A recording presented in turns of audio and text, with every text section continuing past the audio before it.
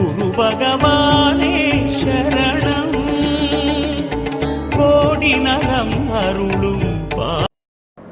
வணக்கம். பொன்னவன் என்று போற்றக்கூடிய குரு பகவான் திருக்கணித பஞ்சாங்கத்தின்படி 1/5/2024 அன்னைக்கு பார்த்திங்கன்னா மேச ராசி விட்டு ரிஷப ராசிக்கு பயிற்சி ஆகிறார். இது மேசராசிக்காரங்களுக்கு எந்த அளவுக்கு யோகங்களை வழங்குவார் அப்படிங்கிறத பற்றி தான் இந்த வீடியோவில் தெளிவாக பார்க்க போகிறோம். தனம், வாக்கு, குடும்பஸ்தானம் சொல்லக்கூடிய 2ஆம் இடத்துக்கு குரு பகவானுடைய பயிற்சி ஆகியிருக்கிறது உங்களுக்கு ஒரு நல்ல யோகத்தை ஏற்படுத்துறதுக்கு உண்டான ஒரு அமைப்பு உண்டு. பொருளாதார வரவுகள் சிறப்பாகவே இருக்கும். அதில் எந்த ஒரு தங்கு தடைகள் ஏற்படாது. குடும்பஸ்தானத்துக்குள்ளே குரு பகவான் போயிருக்கிறது என்னென்னா குடும்பம் விருத்தி அடையிறதுக்கு உண்டான ஒரு அமைப்பு. அப்போ மேசராசிக்காரங்க திருமண வயதில் இருக்கிறவங்களுக்கு திருமணம் கைகூடி வர்றதுக்கு உண்டான ஒரு அமைப்பு.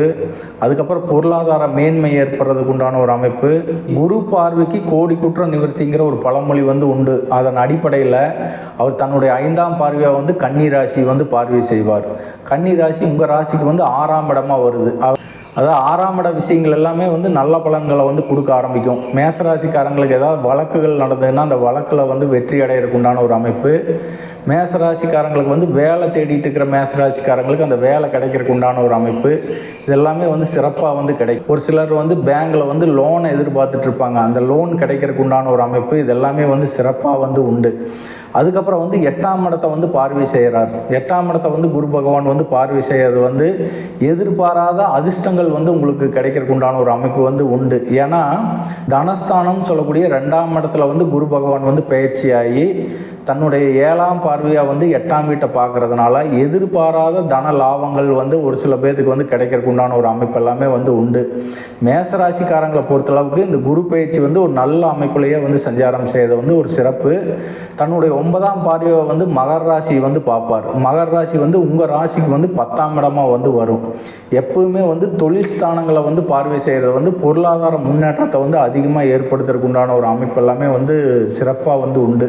குரு பார்வைக்கு கோடி குற்றம் நிவர்த்திங்கிற பழமொழியின் அடிப்படையில் அவர் 10ஆம் வீட்டை பார்க்கறதுனால தொழில் வகையில் ஒரு நல்ல முன்னேற்றத்தை அடையிறதுக்கு உண்டான ஒரு அமைப்பு எல்லாமே உண்டு.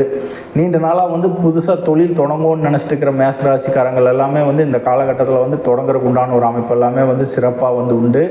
தொழில் ஸ்தானாதிபதினு சொல்லக்கூடிய சனி பகவான் உங்களுக்கு லாபஸ்தானத்தில் இருக்கிறதுனால பொருளாதாரம் சார்ந்த விஷயத்தில் ஒரு நல்ல முன்னேற்றங்கள் அடைவீங்க. வேலை தேடிட்டு இருக்கிற மேசராசிக்காரங்களுக்கு வேலை கிடைக்கிறதுக்கு உண்டான ஒரு அமைப்பு.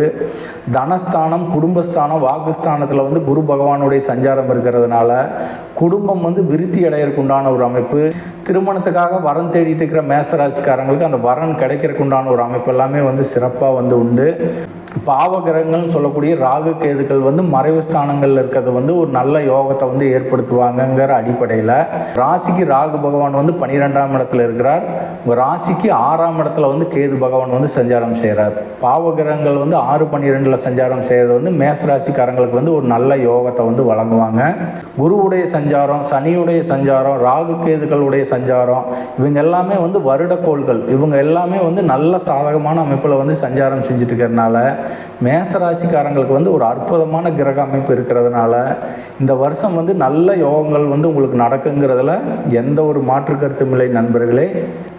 சரி நண்பர்களே, மீண்டும் அடுத்த ராசியான ரிஷப ராசிக்கு குரு பகவானுடைய சஞ்சாரம் எந்த அளவுக்கு யோகங்களை வழங்குறார் அப்படிங்கிறத நம்ம அடுத்த வீடியோவில் பார்க்கலாம்.